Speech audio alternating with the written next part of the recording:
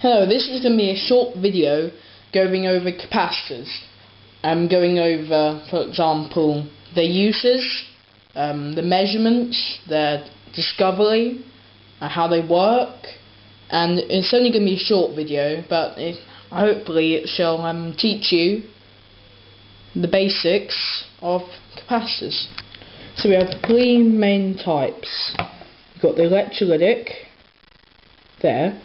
They can get very large in higher values. You've got the non-polarized ceramic capacitors, and then you've got your tiny surface mount that you can probably hardly see. Yeah, so what are the functions of capacitors? Let's go over that. Well, a capacitor holds a charge and stores it. And you may be thinking, why do you need that when you've got batteries? Unlike a battery, a capacitor can rapidly discharge the voltage and current it's holding. This makes it extremely useful and is used in a variety of different things. For example, in a power supply you have a filter cap. In a defibrillator it rapidly discharges, which a battery couldn't do. So the capacitor is measured in farads and has a voltage rating that you can see here. This one is rated for 400 volts and it has it's a 33 microfarad cap. So we can measure these on any decent multimeter. So as I said, the capacitance is measured in the farads. On most decent multimeters, like this is my X-Tech here, will have a capacitance range, as you can see. There we go.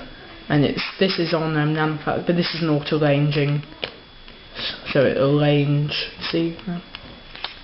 Yeah.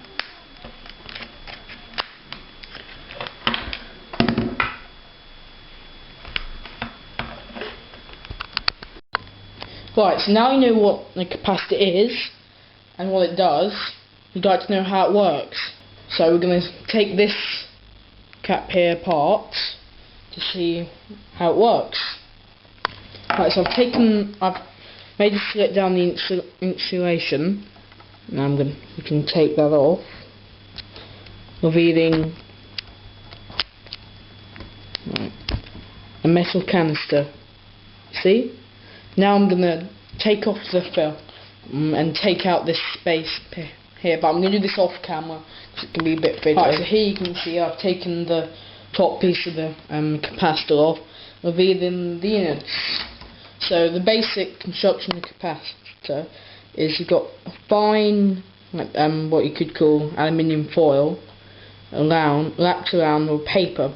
It has this fluid in. And this fluid is what makes capacitors unreliable.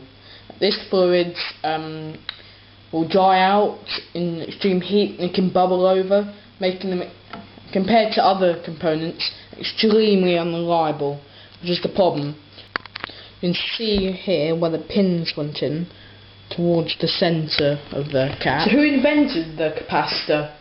Well, it was, as you guessed, it was quite a long time ago.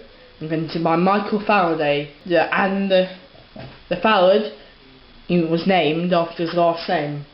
Well, the original capacitor was Leyden's jar, a jar with an inner layer of metal and some wiring, and that was the first capacitor. Although the capacitance is nothing compared to these electrolytic you get now, but it was a start.